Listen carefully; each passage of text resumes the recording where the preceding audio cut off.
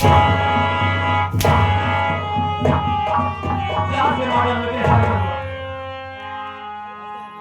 इसी में है कि तुम दोनों मिलकर मेरे साथ चलो इस वक्त थाने पर। आप भाई साहब के सामने सारी बात को बताओ। जो तुमने पाप किया है, तुम दोनों जो गुनाह किया है, सारा जुर्म कबूल कर दो। चल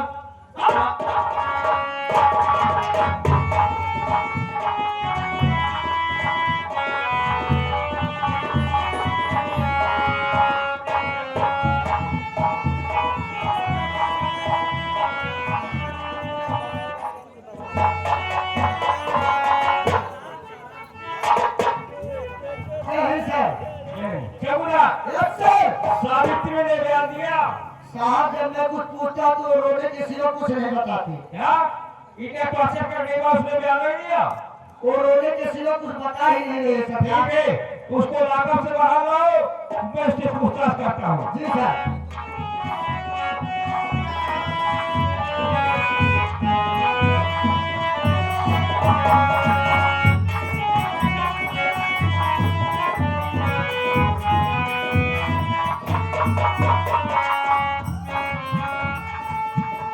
साहब ये आ गई सावित्री।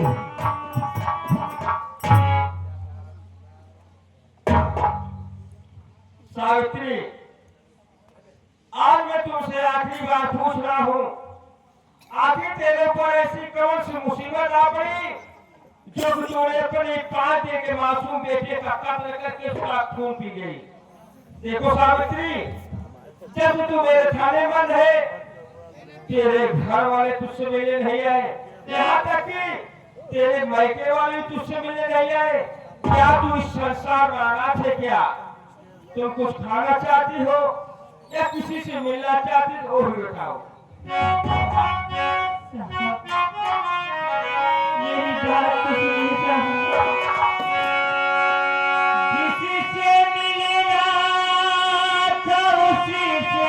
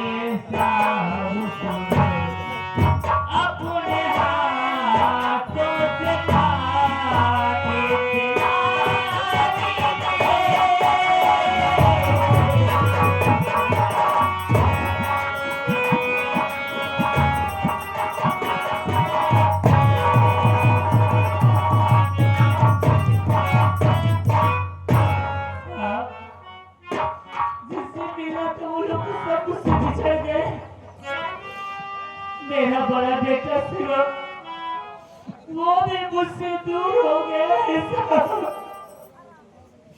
और मेरा छोटा बेटा भी दुनिया को ही छोड़कर चला गया।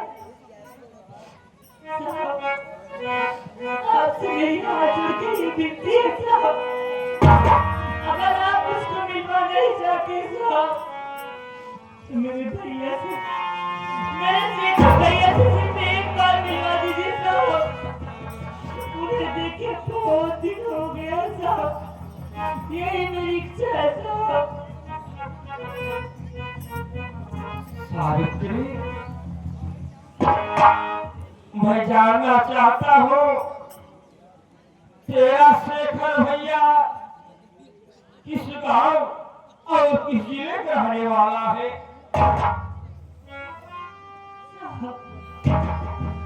रीवा जिला शांतिपुर की रहने वाली हूँ साहब। वही मेरा छोटा सा परिवार, मैं और मेरे भैया शेखर, हमारी माँ, हमारे पिताजी थे बहुत गरीब होने के कारण साहब मेरी माँ बाप आत्महत्या कर ली साहब।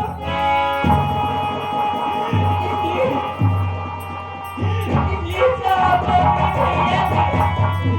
अपने भैया के घर में मौत न करने के कारण मैं घर से भाग निकली साहब।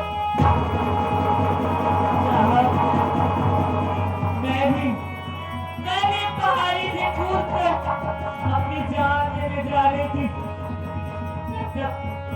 तकरीर संतोष साहब ने आकर मेरी जान बचाई और मैं उनकी अर्धांगिनी बनकर उनके साथ उनके घर चली गई साहब। लेकिन साहब आज मेरी किस्मत मेरी तकदीर ने मुझे जेल की सलाखों के पीछे खड़ा कर दिया है साहब। मैं आज सच बता रही हूँ साहब कि मैं अपने पुण्य का प्रतिज्ञा नहीं की थी साहब।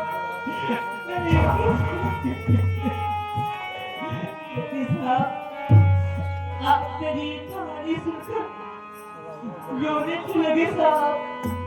आपकी आंखों में आंसू क्यों है साहब? बताइए ना साहब, क्यों रो रहे हैं?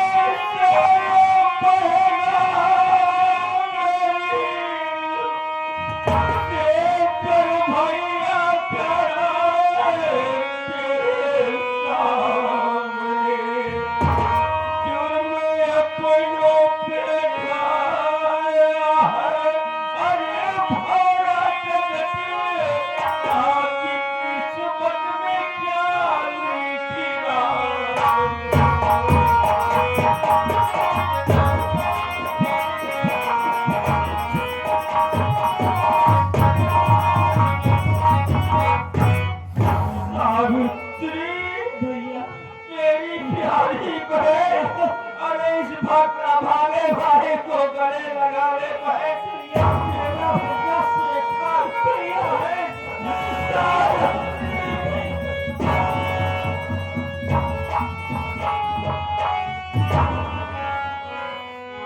साहब साहब आप ये क्या कर रहे हैं? एक मुजरिम को अपने गले लगा रहे हैं साहब। साहब मुजरिम को अपने गले मत लगाओ साहब। आप इंसाफ करिए, इंसाफ की कुर्सी पे बैठे साहब। वाले तूने आज कौन सा दिन दिखलाया मालिक? आज वर्षों के बाद मेरी बहन मेरे आंखों के सामने आई तो किस हाल में? अरे मैं इतना अंधा हो गया था। मेरी बहन मेरे नजरों के सामने थी लेकिन उसे मैं पहचान नहीं पाया। मैंने अपनी ही जुबान से अपनी बहन को ना जाने क्या से क्या कह दिया। सावित्री मुझे माफ कर देना बहन, मैं तुझे पहचान नहीं पाया बहन। भैया आपका जो फर्ज था वो आपने पूरा किया है भैया। अरे पागली भैया मैं जिस लायक हूँ उस लायक मुझे सजा दीजिए भैया बस। अरे बहन अरे पागली भैया माँ बाप गरीबी के कारण आत्महत्या कर ली। तू भी मेरा साथ छोड़कर चली गई और अरे कोई बहन अपने भाई के ऊपर बोझ नहीं बनती है। ये पूरी साथ हो गया बहन। बहुत पता लगा है जब कहीं पता नहीं चला तो मैं यही सोच लिया अभी संसार में मेरी बहन जीवित ही नहीं है। बहन सावित्री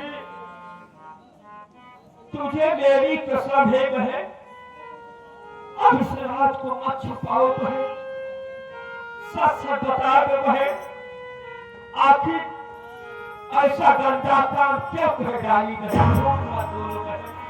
क्या सच्चाई है बता दो बहन, तुझे मेरी कसम है। मैं आपसे सच बता रही हूँ भैया, मैं भगवान की कसम खा के कह रही हूँ भैया, मैं आपकी कसम खा के कह रही हूँ भैया, मैं अपनी मासूम बच्ची को खून नहीं की थी भैया, मेरी बातों को विश्वास कीजिए भैया। बहन सावित्री, अरे तेरे तेरे कहने का मतलब यही बात सच है कि तेरे घर डाकू आए थे, उन डाकुओं ने मासूम बच्चे तक हाँ भैया, वो लोग मेरी माँ छीन कर मेरे बच्चे का कत्ल कर दिए थे भैया, और उसका खून मुझे पिला कर वो लोग भाग गए थे बेहोश करके। बहन सावित्री, तू चिंता मत कर बहन, उन डाकुओं में जिंदा नहीं छोड़ूंगा बहन, लेकिन लेकिन आज तेरा भागा भाई मजबूर है, आज तेरा भागा भाई मजबूर है। मैं कानून का पुजारी हूँ बहन, सारे साबूत तेरे खिलाफ है बहन, मुझे माफ कर देगा। मैं इस वक्त चालान लिखकर तुझे जेल भेज रहा हूँ बहन। ठीक है भैया।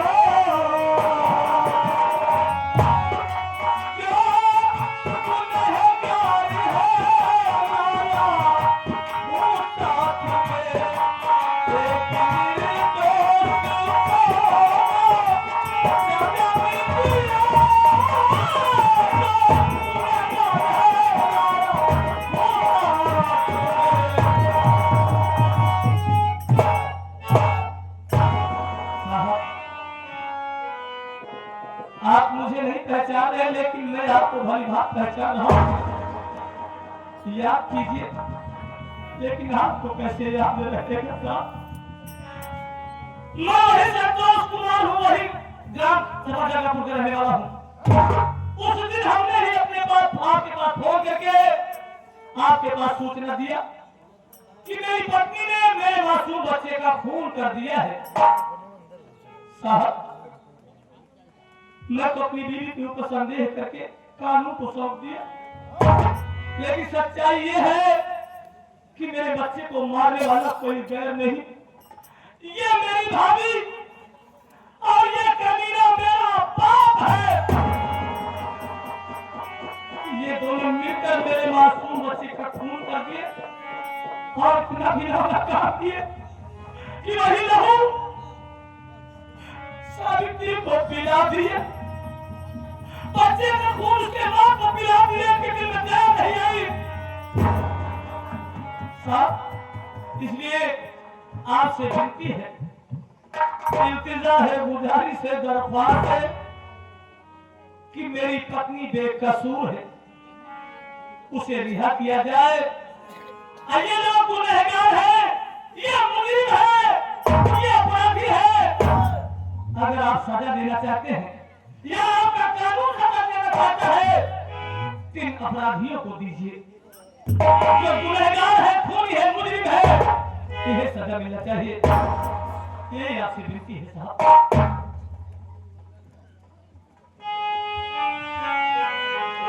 अबे एक जगह था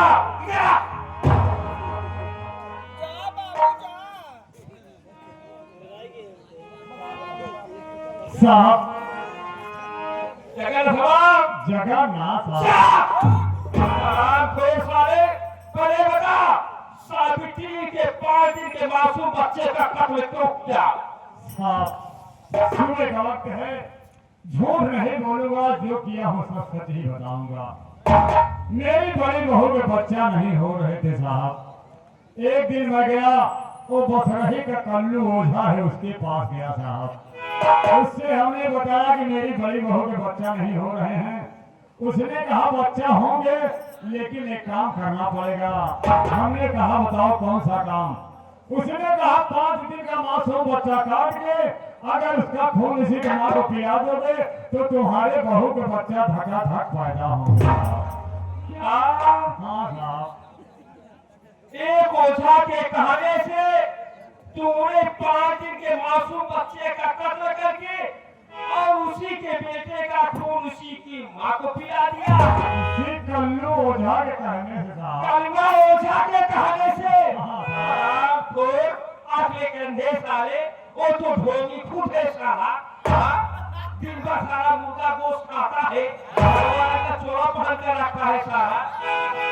अरे साहब क्या बताओ, वो बिल्लू यादव कोई तारीफ किया था उसकी साहब, वही भेजा है मुझे। उसके कहने को चला गया। हाँ साहब। ठीक है, उसको भी साले को नहीं छोड़ूंगा। ये बता और क्या किया है वे? और किया साहब बता रहा साहब। और कुछ किया? हाँ साहब। और क्या किया? एक दिन मैं और मेरी बहू दोनों एक ही कमरे में कहीं चारपाई पे लेटे थे। मेरी पत्नी पार्वती आके हम दोनों को लगे हाथ पकड़ लिया और उसने कहा कि मेरा बड़ा बेटा पंकज आएगा तो ये सारी कहानी मैं पंकज से बता दूंगी।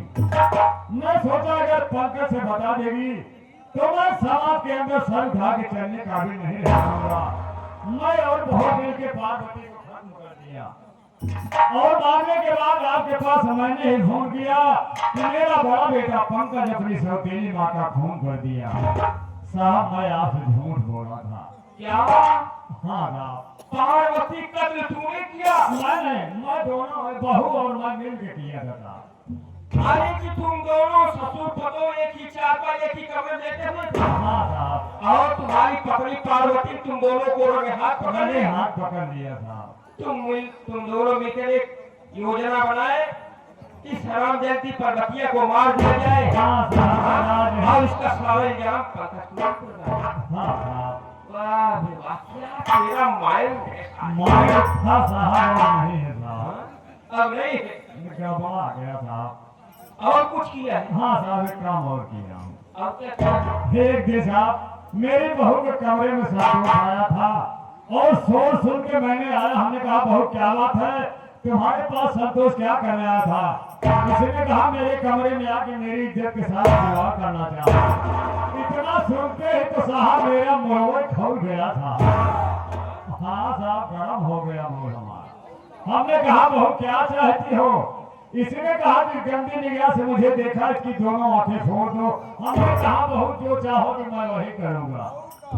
मैं और बहू मिलकर के दोनों संतोष की आंखें फोड़ दिया था और कुछ नहीं किया हूँ साहब। अभी सारे इतना कम है हालात को क्या वे इसके कहने से तूने अपनी औलाद की दोनों आंखों की रोशनी छीन लिया? हाँ साहब ये जितना कहती थी उतना मैं करता था। हाँ, क्या वही करेगा बे?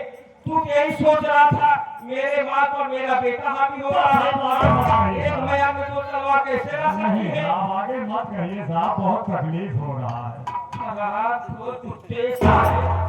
पार्वती का भी तूने किया और झूठा या अपने बेटे पंकज को लगा दिया, जो कि निर्दोष आदमी जेल की सजा काट रहा है।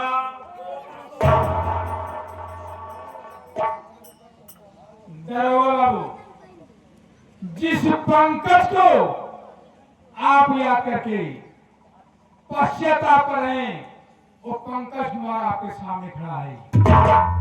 मेरी सौतेली मां का खून हुआ, खून के इल्जाम में आप मुझे गिरफ्तार किए, जेल भेज दिए।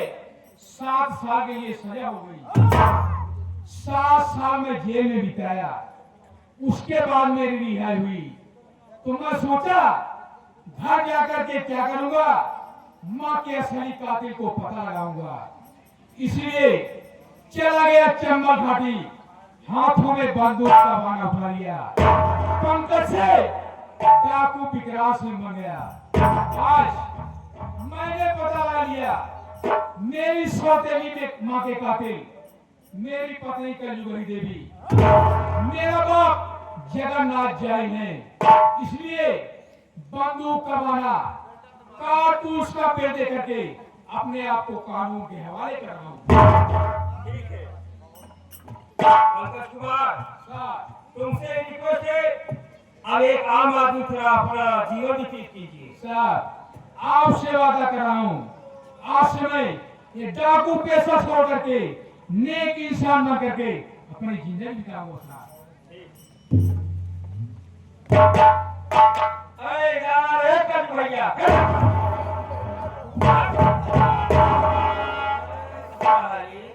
इतनी स्पीड में चल रही, क्या मेरे सर पर बैठेगी? नहीं साहब, जल्दी जल्दी चलने की मेरी आदत पड़ गई। वो कैसे?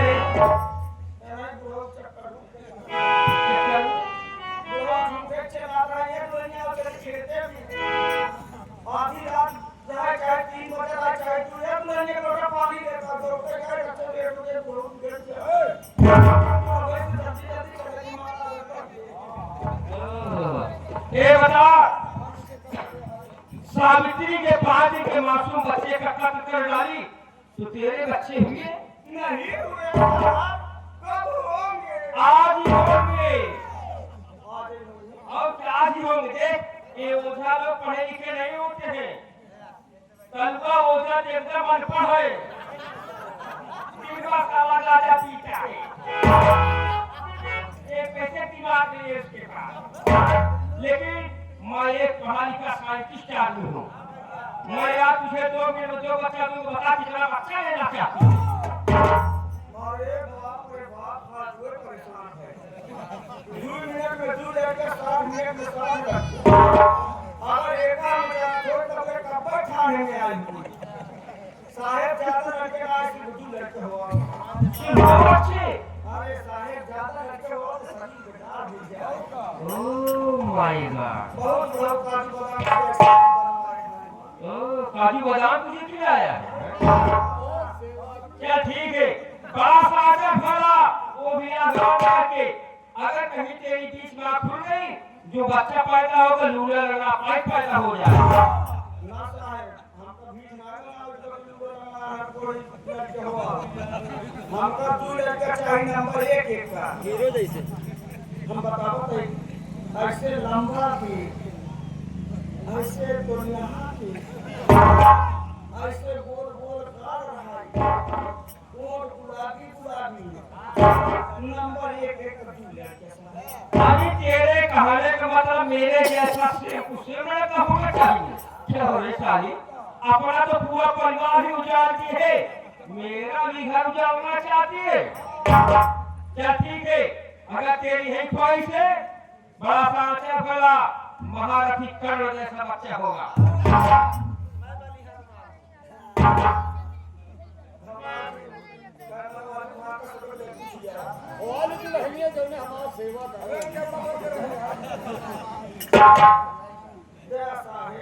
क्या बड़ा सांचा भला?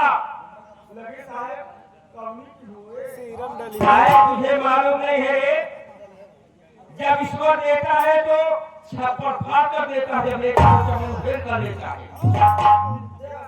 चल, आज महाबली सोनपुर के दरबार में है।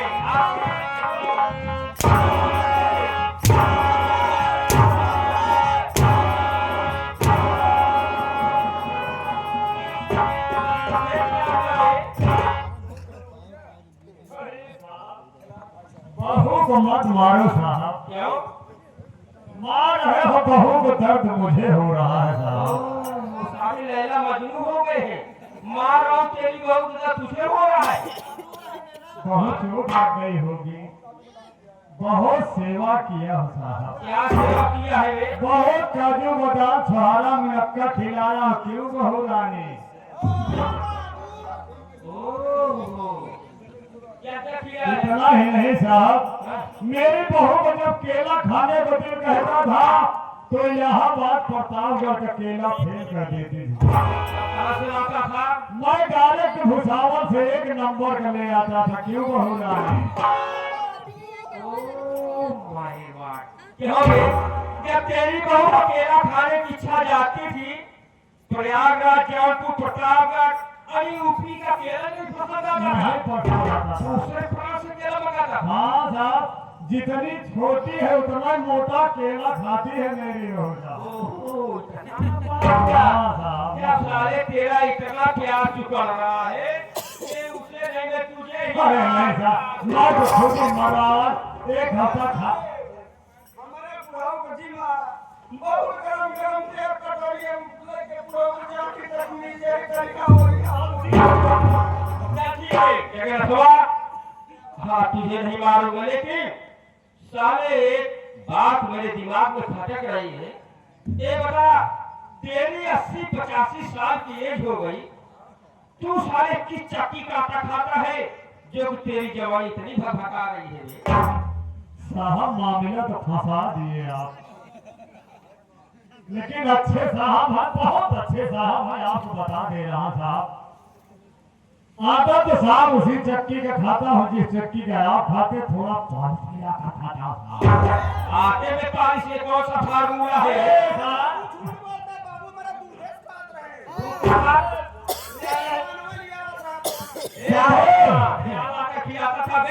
साहेब जब पालिश मिला खा रहे न कुछ, इस साला हमका रोज बोलाई ले 10 रुपया दे दे, मेडिकल स्टोर पर भेज दे। क्या खाता जाता साहेब? मैं ठोस खाता साहब। दवा इस्तेमाल कर रहा है। साहब ये आपसे मरवाना चाहता। चौकीदार, सावित्री निर्दोष है, सावित्री को छोड़ दीजिए और जगन्नाथ चाहे कजूरिया देवी को इस वक्त गिरफ्तार कर लो।